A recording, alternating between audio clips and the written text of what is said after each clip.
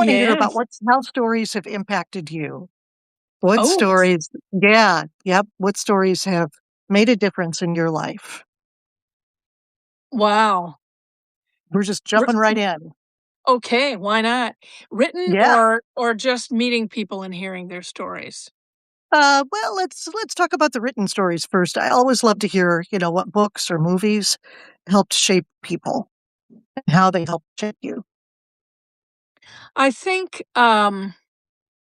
when I first started reading stories about people who led different lives than I have, white, Midwest, intact family, or whatever the word should be, um, stereotypical family at the time, I guess that's probably more accurate, um, and then realizing that not we're all different, we're all different, and, um, Is there a particular book, like a childhood book that you read?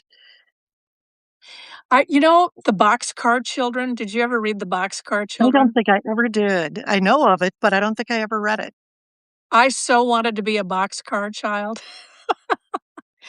I don't know what happened to the parents, something happened to the parents, and these kids, in order to stay together, started living in a train boxcar that had been abandoned, and they lived their lives, and, the older kids took care of the younger kids, and I thought, "That sounds really cool."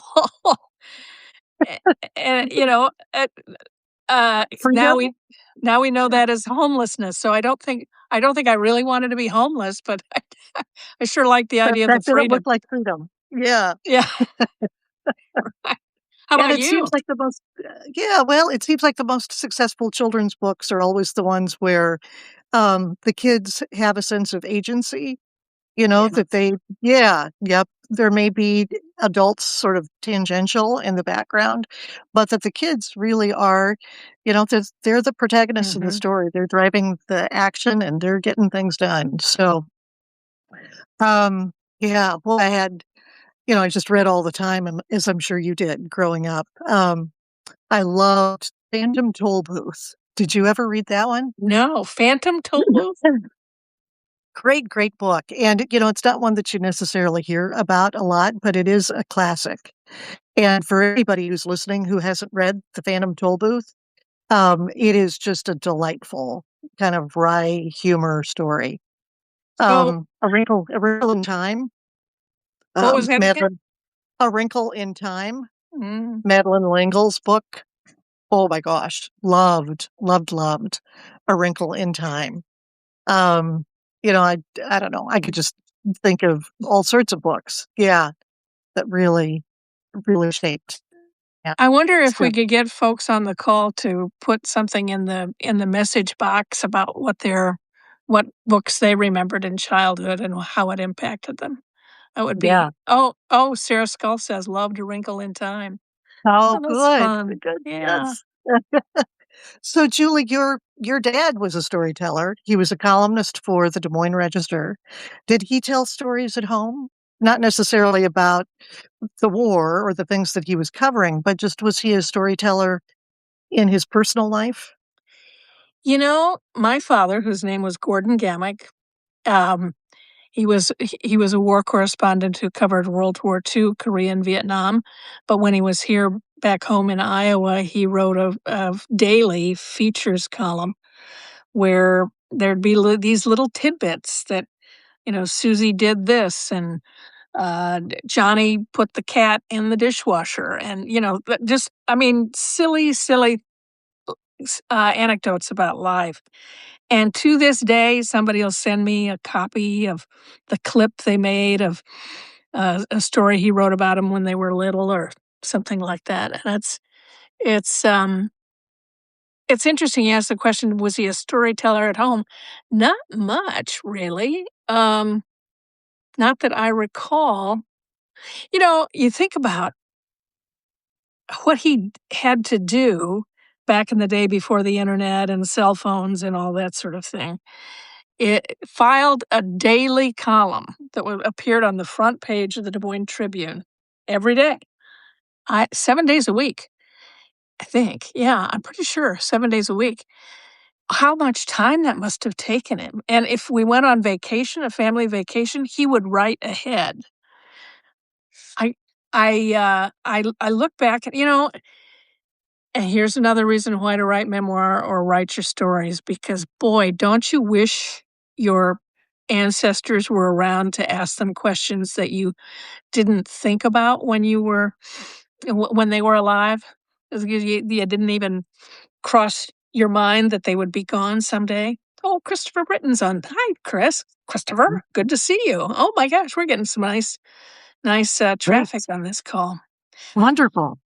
Uh, Yeah, I want to hear. and Julie, just a personal note, I'm sorry, and I'm sure you hear this all the time, but I remember reading your dad's column, from a fairly young age and, spreading out the newspaper on the floor, and then I'd get down on my hands and knees and read the newspaper. And I just remember what an impact Gordon Gammack's column, and of course, this was years before you and I met each other. Right, He was shining a light on what was going on halfway across the world, giving it such a personal, intimate perspective of it. And, we could listen to all sorts of things on networks about what was going on in Vietnam. But when you read his column, this was, like a neighbor, this somebody that you could really trust, who was giving you the frontline view of what was going on. It was so powerful. And I just think, for me as a storyteller, your dad had a big influence on me as a writer and right. seeing the power of stories. Wow, wow. That's I. We've never talked about this before. No, That's we really fantastic. haven't. But I just remember so clearly reading his column and what it meant. Well, he's the one that gave me what I consider to be my guiding mission statement in life, and that is there's a story in everyone. And people would ask him how in the world he comes up with all of these items every day, 7 days a week, and that's what he would say. Well, there's a story in everyone.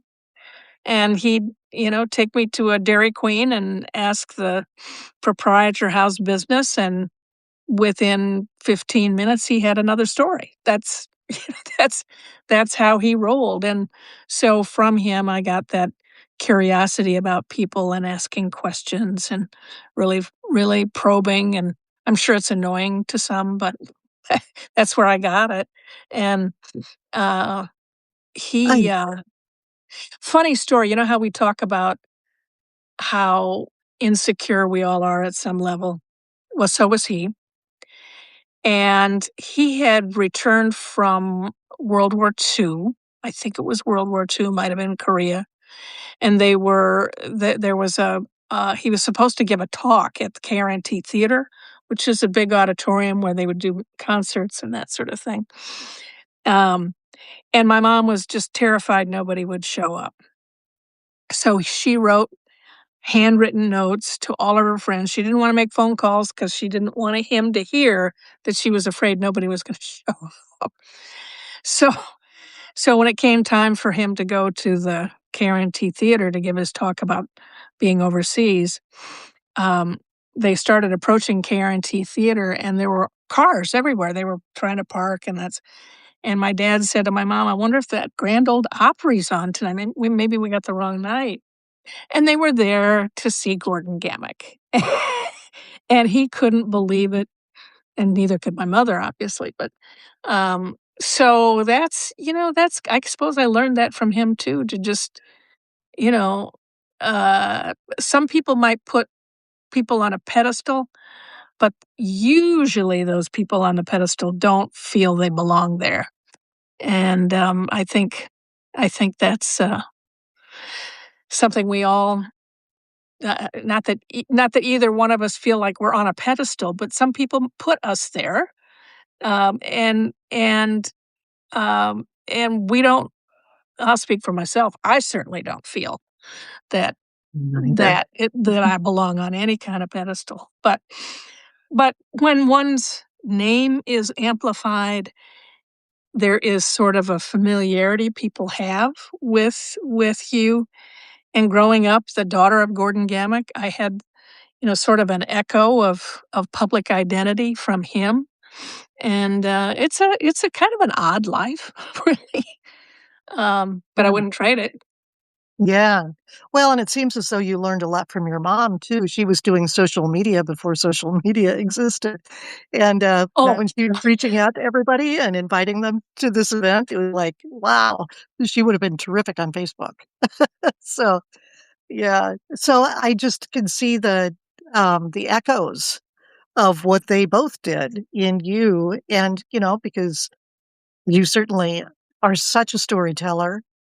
You've been a columnist, radio talk show host. You've had many different iterations in your professional life. And now, of course, the founder of Okoboji, the Okoboji Writers Retreat and Songwriters Retreat. So you are telling stories, but you are also helping hundreds and thousands of people tell their stories. So, what is it now for you that makes you, what's the most gratifying part of you helping other people tell their stories? well, I think what we're doing in Iowa with the Iowa Writers Collaborative, of which you are a member, and I think what we're doing to step in the void that, the dwindling legacy media is leaving in its wake, is really important. We're telling stories. And with 60 different writers, 60 plus, I'm probably getting close to 70.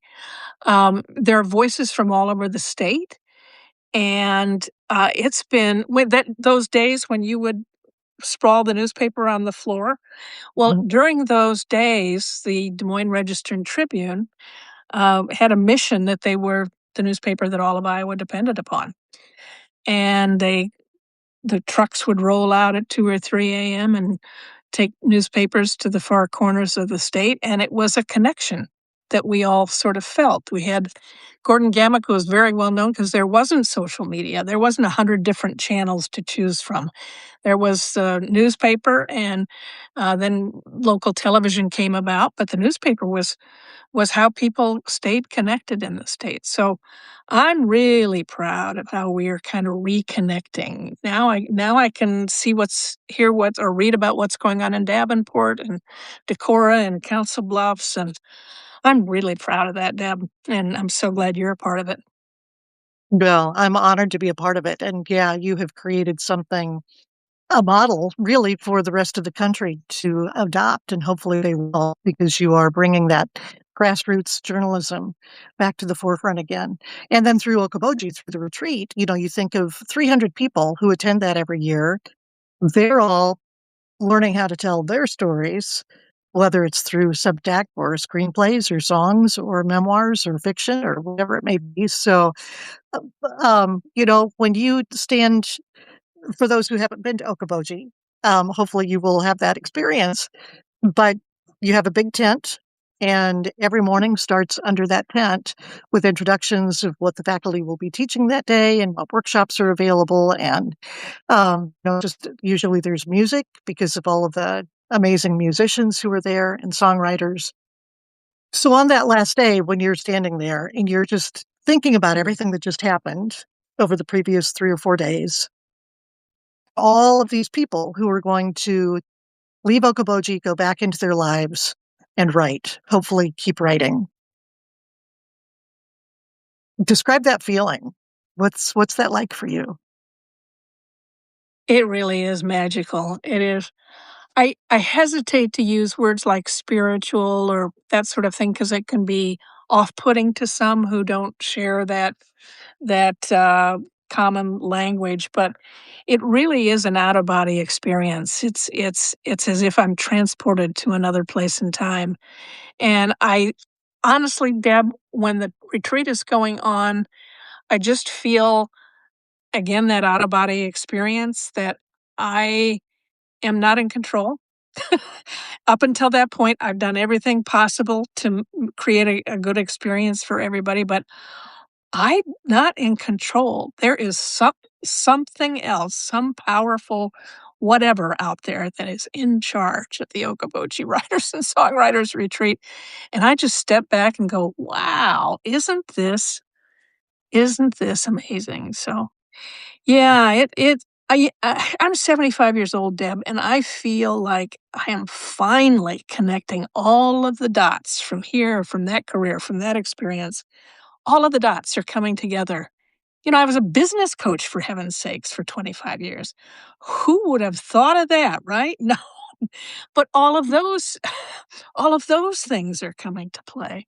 So, yeah, I mean, you feel that, Deb, all the time. You're teaching classes from A Course in Miracles to memoir to speaking of memoir, um, it dawned on me the other day, like so many people who say, my life's I didn't have a lot of drama. I didn't, near death experiences, blah, blah, blah. Who would want to read my memoir? And it dawned on me yesterday because I was thinking about talking to you about the course you're offering. I think I'm going to sign up. Um, Great. y- Gosh. well, and it dawned on me, yes, I've had this public identity, but there are a lot of people that don't know the challenges and the Right. heartaches and you know, the things that are not the topics of small talk at the cocktail party. And I'm not ashamed of those things. I'm not embarrassed by those things. But people are going to be really surprised if I write about some of that stuff. And it's not that I'm looking for shock value. I wish I'd been able to read somebody else's experiences about some of the things that I'd gone through before I went through them. Because when I did, it was really scary. And so I think there's a Yeah, piece that, well, this just makes me so happy. I just have to say that I really, really, really hope that you take the class because, as you know, I've been nudging for years. oh, Some people call it nagging, but we'll call it nudging. Julie, write your memoir because you have such an extraordinary story to tell, and that we were talking earlier today about just why it's so important for people to tell their stories. well, tell me about this class. I mean, obviously we're doing this live and we have, people on the call, but maybe some of them would be interested in joining us. So tell me about when it starts, what your syllabus is. Sure. Yeah. Yeah. Well, it starts March 31st, um, and it will go through September 15th, I believe it is. So it's a 6-month class. We'll be meeting every 2 weeks as the full group, and then everybody will be put into small groups, and the small groups of 4 or 5 people, those will meet every other week. And that time can be determined, within each group. But this is beginning memoir. So it really is the fundamentals, everything from what makes a memoir different from an autobiography. How do you determine the part of your life that you really want to write about? What's the meaning or message that you want to convey through that slice of your life? Because just real quickly, autobiography is all of your life. I was born in a log cabin and whatever, and, basically everything from the beginning to where you are today. But memoir is typically a particular time period. Maybe it's a few months, maybe it's a year, maybe it's a few years. But it covers a particular topic, a particular aspect of your life. And again, really comes down to what is it that you've learned or want to share or just need to say, just need to get on the page about that part of your life. Um, I be covering just all of the fundamentals, how you structure a memoir. We'll be bringing in some guest speakers. We'll be, doing some workshopping and some feedback along the way. We'll really talk about some of the issues with memoir, such as how do you tell the stories about things that you may feel are embarrassing or that make you feel really vulnerable? How do you put those on the page? How do you deal with issues of writing about other people, maybe family or friends, who may not be shown in necessarily positive light? Um, just all of the different questions of memoir that come up.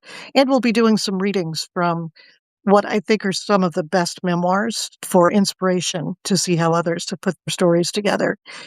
Writing a great memoir these days, it's really We bring the same storytelling elements to it that we would to a great piece of fiction in terms of dialogue and scenes and character development and story arc. And so we'll be covering all of those things.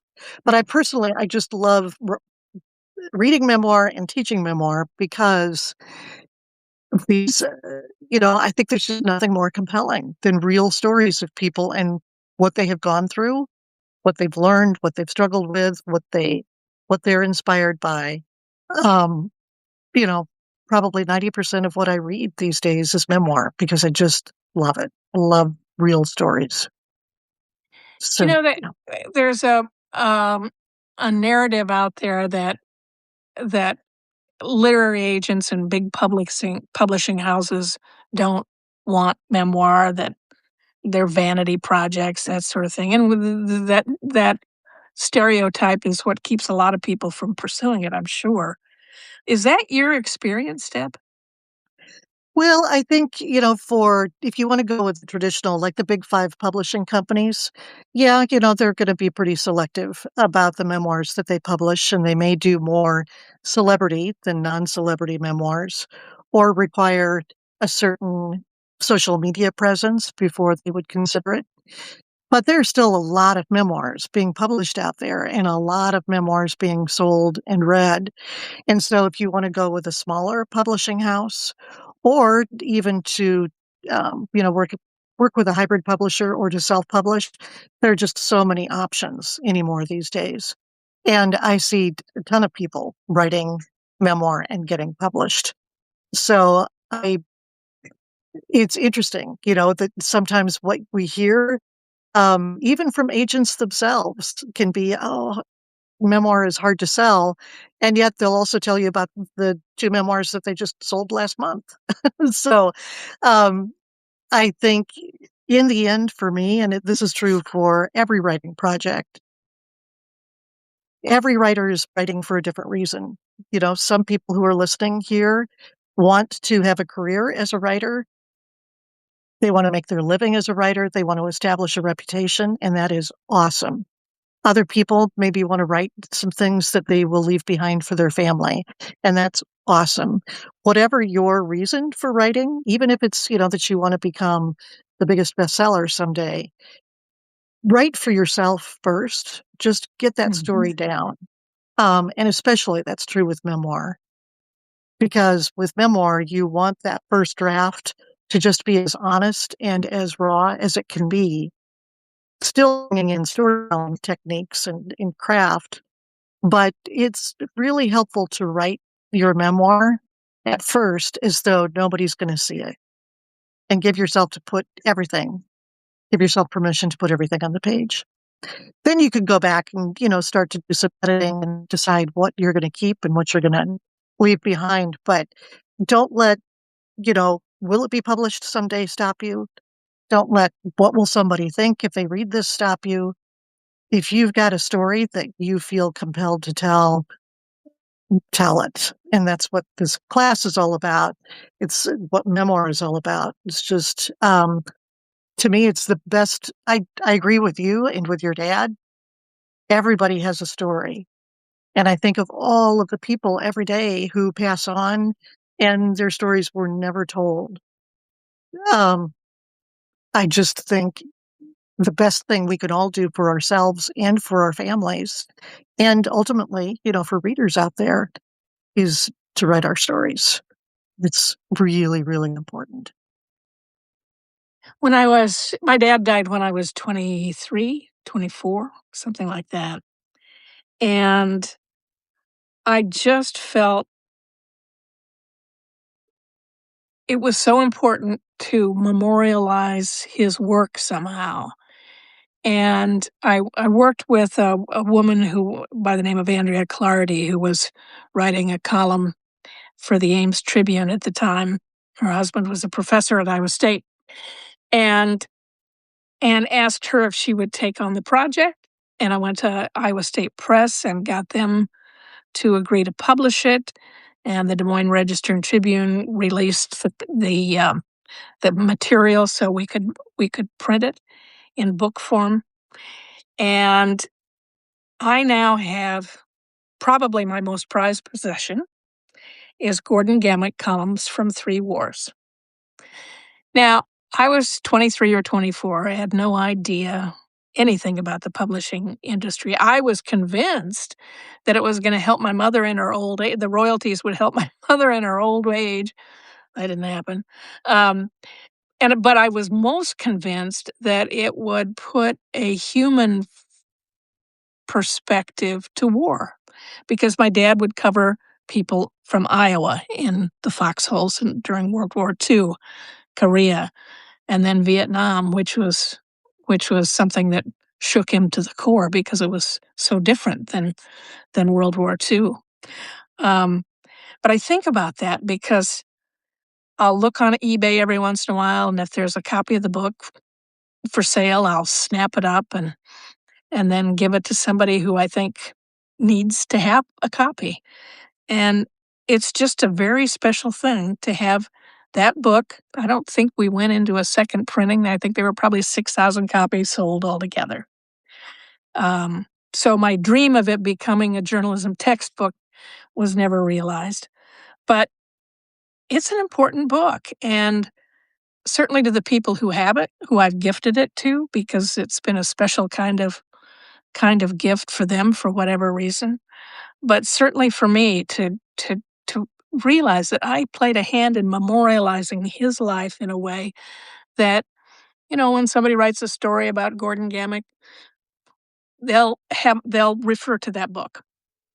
And otherwise they would refer to, columns that are long gone, and they wouldn't have a record of uh, of much of anything. So there's that, and then, the friends of my uncle, whom I never met, put together a publication in book form of his life when he died at a very young age, and every time I move, I unearth it because it's in some box that I'm unpacking, and I sit and read it, and every time I read it, I learn something about my uncle that I'd forgotten or don't recall ever seeing, and it's a tangible thing. So yeah, it may not be a bestseller, it may have a very limited audience, but even if it's an audience of 1, isn't it spectacular to have something like that? Yeah, truly. And, in your case, I mean, this is something that's part of the archives of Iowa. It's part of the history of the state, as well as the history of your family. And I think, not everybody is going to have a notable figure in their family necessarily. And yet every person is a notable figure, something or learned something or overcome something. Um, and as you were talking, I was thinking about all of the people who are interested in genealogy, in their ancestry, and all of the people who are going to ancestry.com or to the other services to find out where they came from. And I mean, those services are able to find out our DNA and to, confirm our lineage. But then what we really want are the stories. Who was that person? I think of the Finding Your Roots program on PBS. I love that program where they can go back and they can find the stories, and trace what really happened in a person's life. I think we all just have such a natural curiosity and longing to know where we came from. So to think, for all of us to think of our grandchildren, the generations to come who will want to know who we were. It's This is how we can share that information so they don't have to, just kind of piece things together later on. Um, and again, to me, the most interesting memoirs often come from people who do not have any celebrity status at all, who are who would be completely unknown except for the fact that they told the story, and they changed my life as a result. They gave me hope or inspiration or helped me see things differently.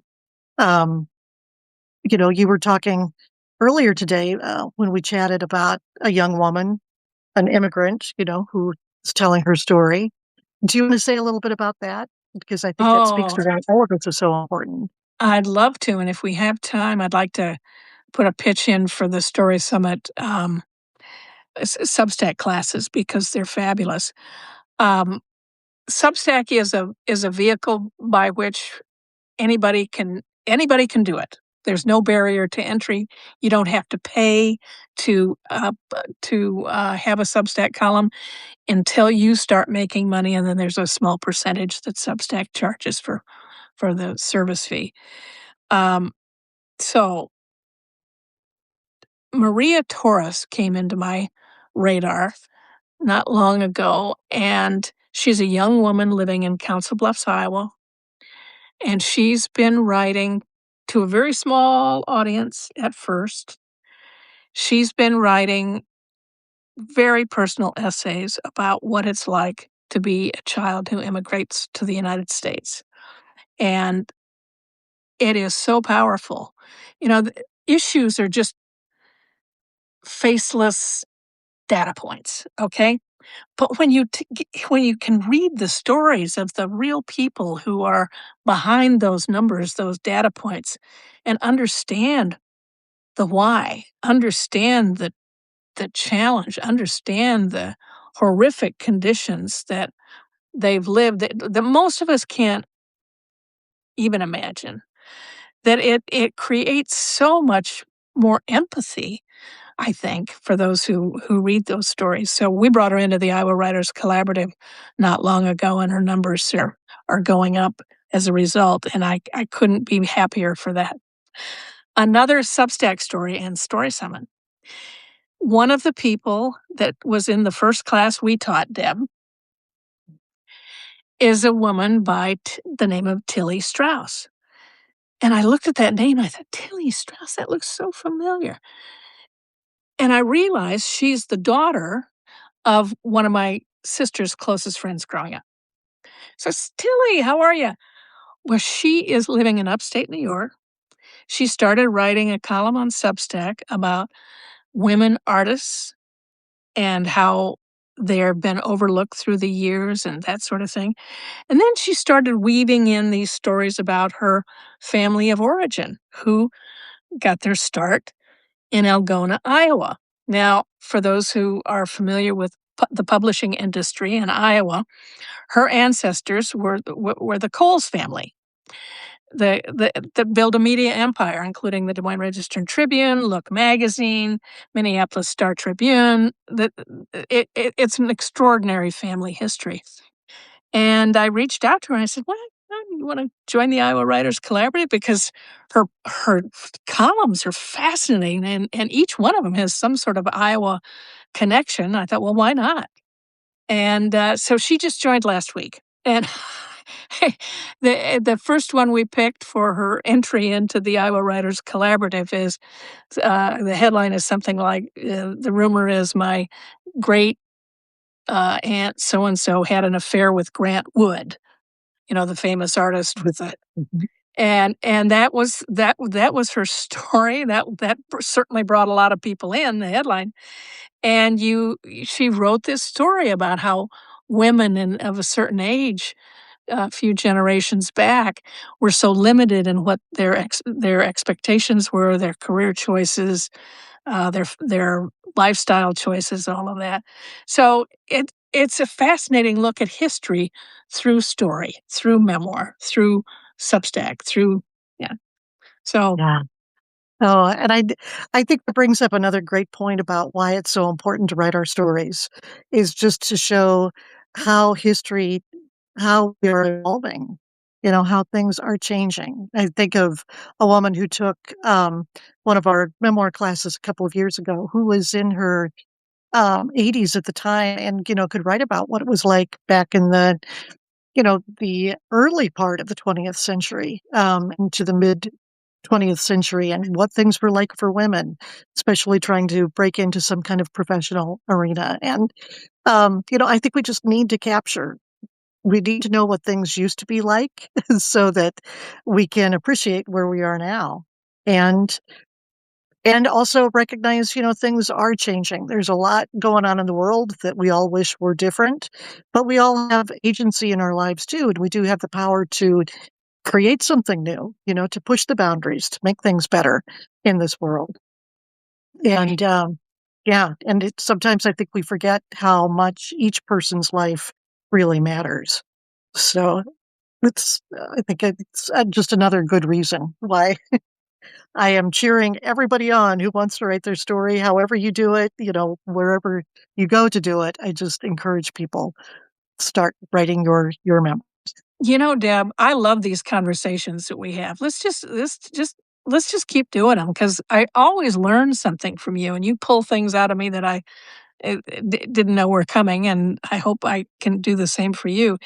Do you have a memoir in the works? I know you have books in the works, but Yeah, I don't. I will say my new book that's coming out in October, it has some personal stories in it. It's certainly not really a memoir, but it does have some memories and some things that I've learned through the years. I would like to write a memoir at some point, but I haven't. I did actually write a really, really bad memoir for my MFA thesis. Instead of writing a thesis, it was a creative nonfiction MFA program, and so we had to write a book. So I wrote a memoir, but oh my gosh, it's and it's sitting on a shelf in my office, and I'm glad I did it, and I learned a lot. But wow, I have learned a whole lot since then. I would go back and change pretty much everything about it. But I would like and to write another so, one at some so do point. I need to start nudging you now? Yes, yeah, Okay, yeah. all right, And I won't deal. call it nagging. I'll call it nudging. That's what we'll do for each other. Okay. We are good nudgers. So, Yeah. so how do people sign up for this? I don't want to put you on the spot, but if they're listening right now, can we give them a special deal? Oh, wait, there's more. I mean, Yeah, can yeah, we give them a absolutely. discount for staying with us this long? Right. Well, there is a special Okaboji discount. So, and Julie, maybe you can put that coupon code in the email, that goes out with this video, just which will be 10% off the cost of the class.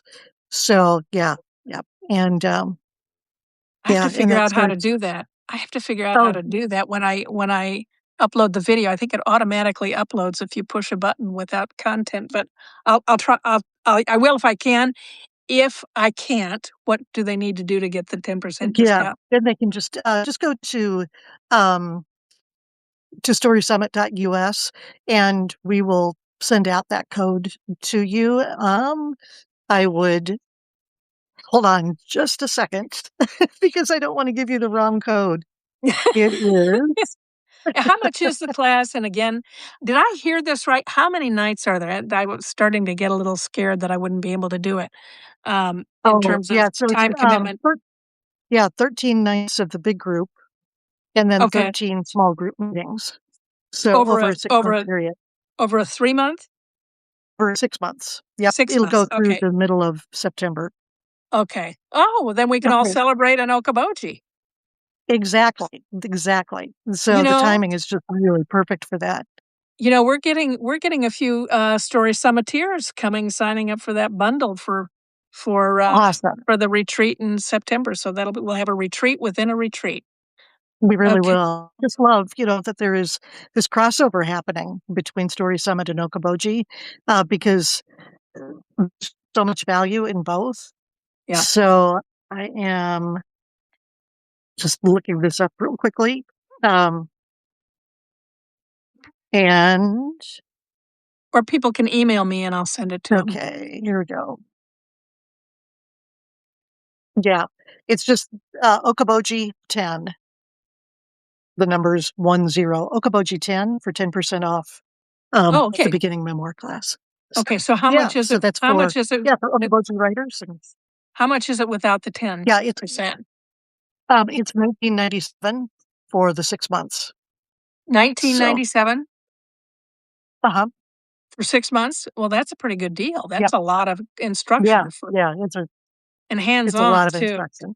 Yeah, Okay. yep, absolutely, absolutely. Okay. And I also want to mention that Lissa Reese, who is a summiteer, and is a memoir writer and several things published in anthologies, she's gonna be a teaching assistant for this class, which is very cool. We haven't used a teaching assistant model in Story Summit before, but we thought this would be a perfect time to start because we have so many Story Summiteers who, you know, are great teachers. They are very talented.